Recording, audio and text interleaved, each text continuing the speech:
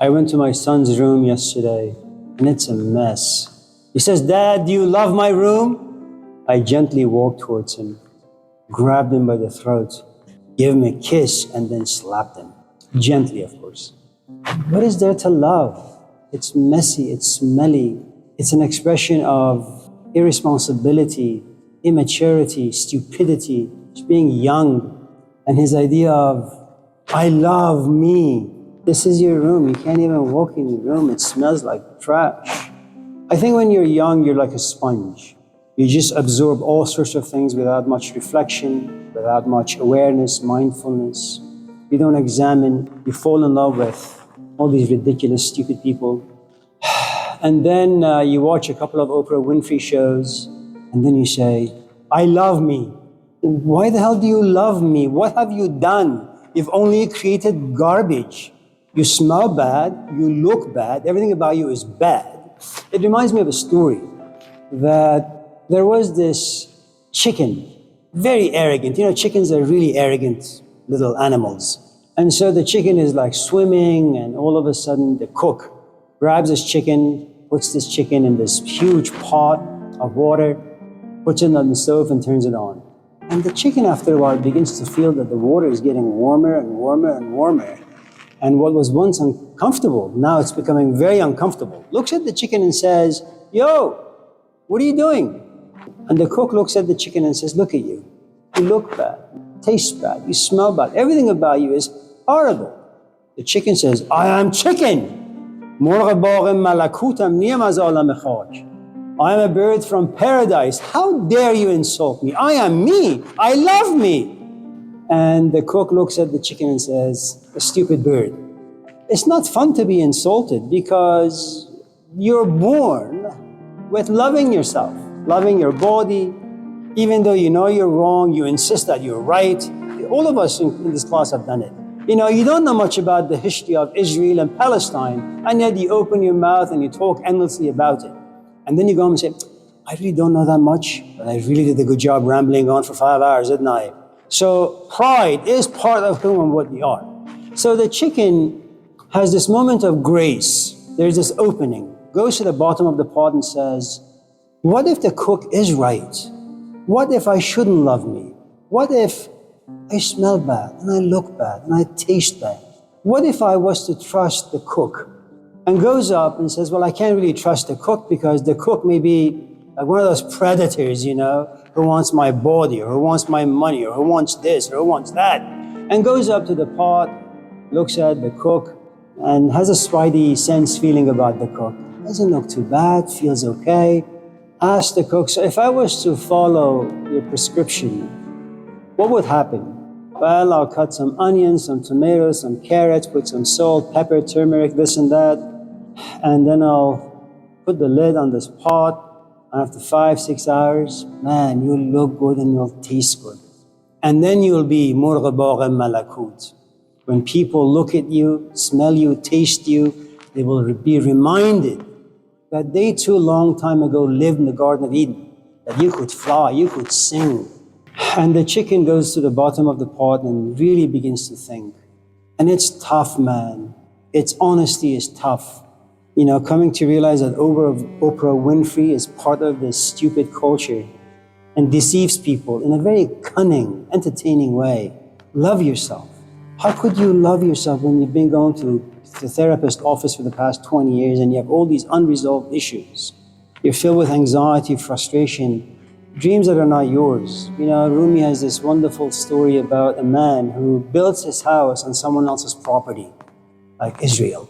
I come to class and I talk about Plato. I am building my reputation on his house. I haven't done anything on my own. I talk about Freud. None of these houses belong to me. I steal other people's ideas. I present them and I get paid. And you guys respect me for all the ridiculous reasons. So the chicken comes up and says, you know what? I'm going to give this a shot because I trust you. I have faith in you. I love you. And the cook says, okay. And some vegetables are cut, put inside this pot, temperature, the lid, 5 hours later. You cut up this chicken, put in some bowl. Man, it tastes so good.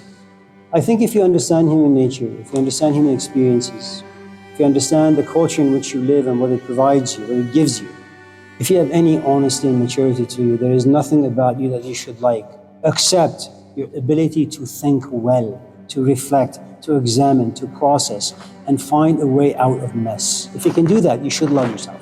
Love yourself for being able to reflect well. Anything short of that, there is nothing but self-hatred. And the truth is, the moment you begin to see yourself in this mirror, and what reflection does, it's like, imagine you have this mirror that you bought from somewhere, let's say Bombay Company when it was still alive, some 30 years ago. You buy this beautiful mirror, and it's got this beautiful wood decoration around it for $1,000. And you leave in the garage. And then after a while, you just forget the mirror. And as time passes, dust begins to gather on the face of this mirror.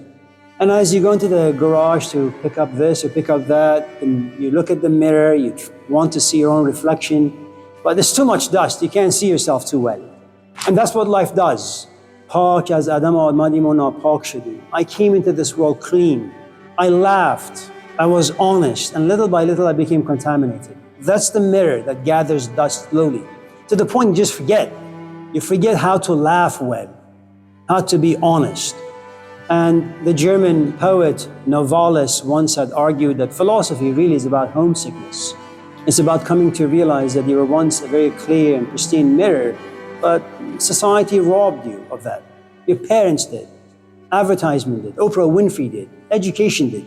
And so what happens upon self-reflection, which really you have to come to a certain place in life, where you say, I hate my life, I hate my marriage, I hate this, I hate that. So there's a good amount of self-hatred. And you self-hate because you see too much. And it's good. For the first time, your eyes are open. It's kind of like The Matrix, the movie, where you wake up in this pod and you look out there and there are all these pods. There's a part of these people on ground living their lives, but the reality of who they are is asleep in the pods. And Anderson's job is one thing, to wake people up. And once you wake up, what do you see? Well, you see trash everywhere, inward and out, as well as outward. There is nothing to like about yourself. But the things you accumulate, they become who and what you are. You have to work really, really hard, and it's painful to get rid of the dust. You go inside the house, you get some Windex, you get a few towels, and then you have to move a good amount of junk in your garage to bring the mirror out, to put it outside, and then you go at it. And the mirror is huge because it's your life, and you've accumulated a good amount of things. And you realize you thought it's going to be a 10-minute task, as Oprah Winfrey said. You look at all these YouTube clips, and it's all about, well, if you want to overcome this particular addiction, 10 minutes. Everything is like IKEA. There's a pamphlet. You follow these steps and you'll get there. And the truth is, it's much more complicated than that. But you have to understand that every culture is given what it can take. You can't go to China and order chow mein and think that it's going to taste very much like the ones you have in Oakland. It's very, very different. Americans have a sweet tooth, which means that the chow mein here has to be sweet. Americans don't have the sort of patience that creates narratives that encourage them. Well, if you want to overcome this particular addiction, it's a 20-year process. You don't have time for that stuff. So you can't write a book encouraging people to wait for 20 years, especially in the age of technology where things are moving so fast. Human problems take time. So when you talk about you should love yourself, the answer is no. You can only love yourself if you're stupid.